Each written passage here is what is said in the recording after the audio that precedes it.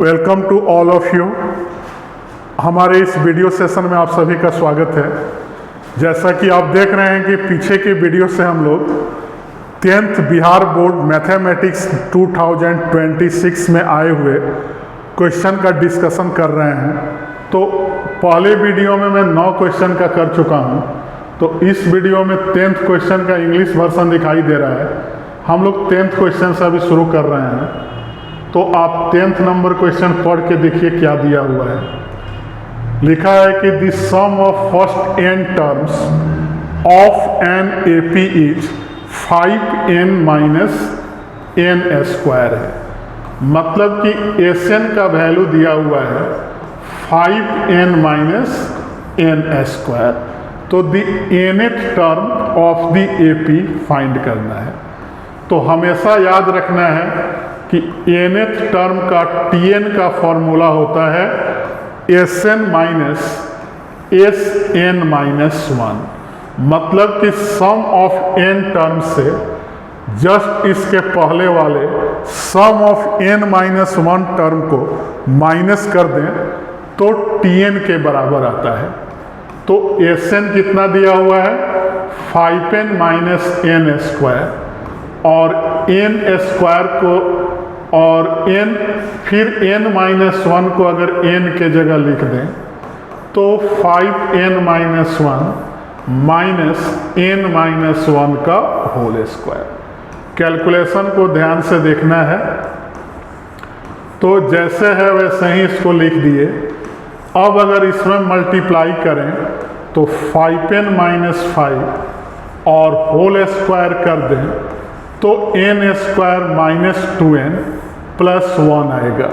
तो 5n से 5n cancel, minus n square minus minus plus 5, फिर minus minus plus n square minus 2n plus 1, फिर n square cancel और 5 minus 2n plus 1 that is 6 minus 2n। तो हम देख रहे हैं कि हमारा आंसर क्या आ गया, बी ऑप्शन सही है। उसी तरह अगर 11 नंबर क्वेश्चन देखें तो कह रहा है कि if the ratio of circumference of 2 circle 3:4, मतलब कि 2 वृत्त के परिधियों का अनुपात दिया है। तो सरकमफ्रेंस क्या होता है 2 पाई r। तो एक का रेडियस r1 ले लिए और दूसरे का क्या ले लिए r2। तो रेशियो क्या है 3/4। 2 पाई कैंसिल, तो r1/r2 कितने के बराबर आ गया 3/4 के। तो अब कह रहा है कि रेशियो ऑफ देयर एरिया क्या होगा। मतलब पाई r स्क्वायर एरिया होता है, तो एक में r1 कर दिए और दूसरे में r2 कर दिए। तो r1/r2 का क्या आ गया होल स्क्वायर। तो 3/4 का होल स्क्वायर 9/16। तो हमारा रेशियो हो गया 9:16। ए ऑप्शन हमारा सही है। अब हम लोग चलेंगे नेक्स्ट क्वेश्चन 12 नंबर क्वेश्चन में। तो 12 नंबर क्वेश्चन क्या दिया हुआ है, the value of central angle of A sector is 60 degree and radius of a circle क्या है 21 सेंटीमीटर। तो उस लेंथ का, उस आर्क का लेंथ फाइंड करना है जो कि सेंटर पर कितना एंगल बना रहा है 60 डिग्री, जिसको central angle of A sector बोलते हैं। ठीक है, तो हमें length of the arc find करना है। तो यहाँ से हम देखेंगे क्वेश्चन का 12 नंबर। एक सर्किल ले लिए और यहाँ सेंटर पर एक आर्क ए और बी के द्वारा कितना एंगल बन रहा है 60 डिग्री बन रहा है।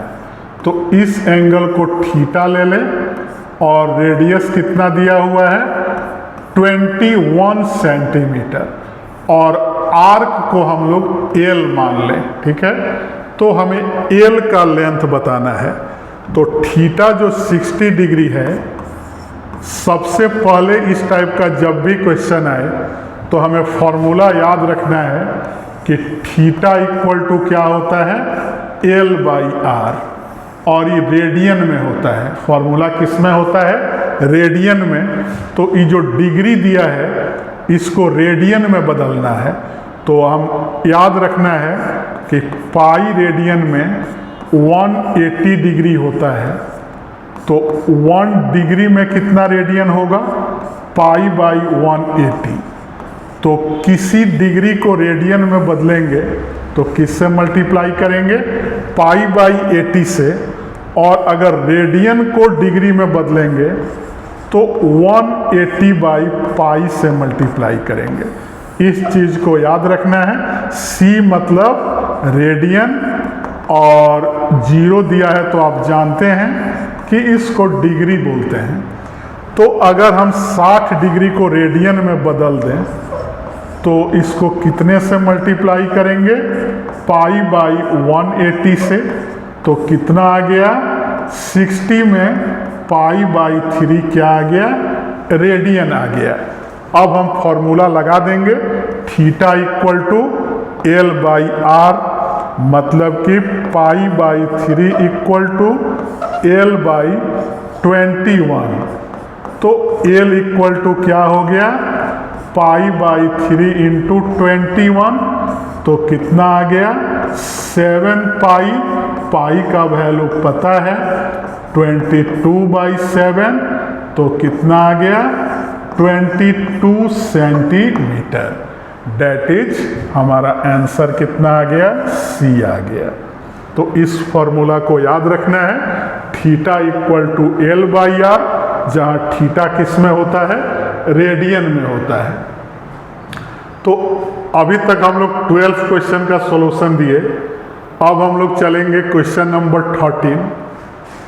तो क्वेश्चन नंबर 13 क्या कह रहा है कि 3 क्यूब्स है जिसका एज क्या है, 6 सेंटीमीटर। नहीं, एक क्यूब है जिसका एज क्या है, 60 सेंटीमीटर।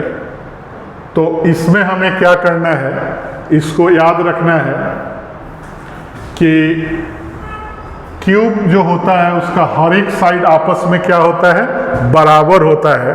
तो 6 सेंटीमीटर लेंथ, ब्रीथ और हाइट का एक क्यूब है। उस टाइप के 3 क्यूब को अगर एंड टू एंड जोड़ दें तो एक क्यूबॉइड बनेगा। मतलब कि मैं लिख दे रहा हूं यहाँ 13 में, इस तरह से इसको जोड़ दे रहे हैं, ठीक है, ऐसे इसको जोड़ दे रहे हैं, 3 को जोड़ दे रहे हैं। तो क्यूब का फिगर मैं स्क्वायर से दिखाया, क्यूब का फिगर ऐसे बनाते हैं। मैं यहाँ फिगर बना दे रहा हूँ, यही क्यूब हो गया। तो क्यूब का हर एक साइड लेंथ कितना हो जाएगा, 6 6 6, और ब्रीथ कितना हो जाएगा, 6, और हाइट कितना हो जाएगा, 6। तो अगर 3 को ऐड कर दें तो 6 + 6, तीनों को ऐड करें तो लेंथ 18 सेंटीमीटर, और ब्रीथ तो उतना ही रहेगा और हाइट भी 6 ही रहेगा। अब हम वॉल्यूम निकालना है तो LBH 18 × 6 × 6, तो 18 × 6 108 और 6, तो 648 सेंटीमीटर क्यूब। तो हमारा आंसर कितना हो गया, ए ऑप्शन हमारा आंसर हो गया। अब हम लोग 14 में चलेंगे। यहाँ दिया हुआ है कि surface area of 2 spheres are in the ratio 16 × 9 है। तो 2 स्फीयर में सेम उसी तरह करेंगे जैसे सर्किल में किए। तो सरफेस एरिया 4 पाई r² होता है। तो एक का रेडियस r1 और दूसरे का रेडियस क्या ले लेंगे, r2। कितना दिया हुआ है, 16/9।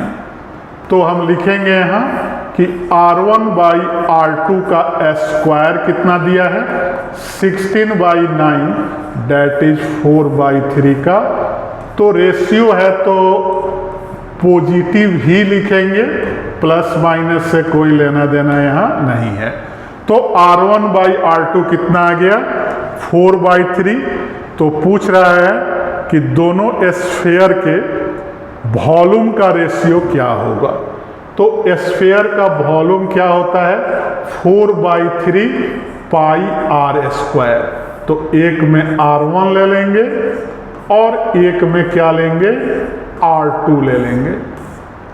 4/3 पाई R³ होता है। यहाँ लिख दे रहा हूँ वॉल्यूम ऑफ ए स्फीयर क्या होता है 4/3 पाई R³ होता है। तो कितना आ गया R1/R2 का होल क्यू आ गया। तो कितने के बराबर आएगा 4/3 का होल क्यू दैट इज 64 और 27। हमारा आंसर बी सही है। फिर हम लोग नेक्स्ट क्वेश्चन पे चलेंगे। 15 नंबर क्वेश्चन देखेंगे। Total surface area of A cube दिया हुआ है, तो हमें क्या फाइंड करना है। तो उसको ध्यान से देखना है कि हमें इसका वॉल्यूम फाइंड करना है कि वॉल्यूम क्या होगा।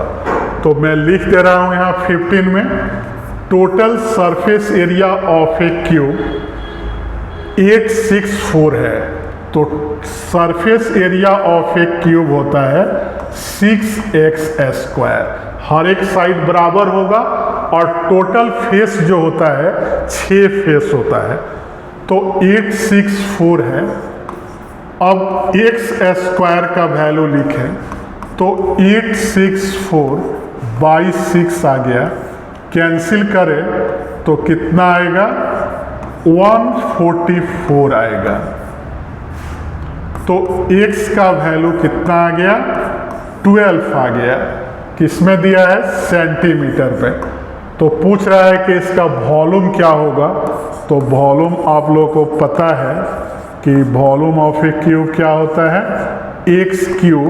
तो 12 का क्यूब तो 144 इंटू 12 दैट इज कितना आएगा 1728 क्यूबिक सेंटीमीटर। तो हमारा आंसर कितना हो गया ए हो गया। उसी तरह 16 देखें। क्या इंग्लिश वाला मैं पढ़ दे रहा हूं। क्यूबॉइड है जिसका एरिया ऑफ हर एक फेस का क्या है XYZ है। तो एक फेस का L निकल जाएगा, दूसरे से क्या निकलेगा B और तीसरे से क्या निकलेगा H। कितना आएगा √Z। ठीक है।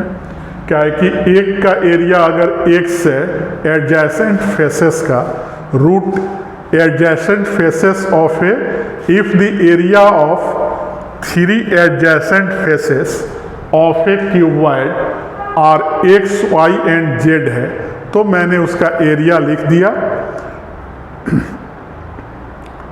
कितना आ गया √X, √Y और √Z हो गया। तो इसमें से क्या आएगा। अब अगर हम इसका वॉल्यूम लिखें तो LBH तो कितना आ गया √XYZ। तीनों का मल्टीप्लाई कर दिए तो हमारा आंसर कौन सा सही है बी ऑप्शन हमारा सही आएगा। तो इस तरह से आप देख रहे हैं कि ऑब्जेक्टिव क्वेश्चन किस टाइप के हैं, इनका सॉल्यूशन कैसे हो रहा है। अगर आप हमारे ऑफलाइन क्लास को ज्वाइन करना चाहते हैं 8809415516 हमारे यहाँ दोनों मोड में एडमिशन चालू है, ऑनलाइन क्लास में भी और ऑफलाइन क्लास में भी। आप किसी भी मोड में ज्वाइन करना चाहते हैं ऑनलाइन क्लास या ऑफलाइन क्लास, तो आप इस नंबर से कांटेक्ट कर सकते हैं 8809415516। तो हमारे वीडियो को लाइक, चैनल को सब्सक्राइब और फेसबुक आईडी को फॉलो करते रहें। Thank you.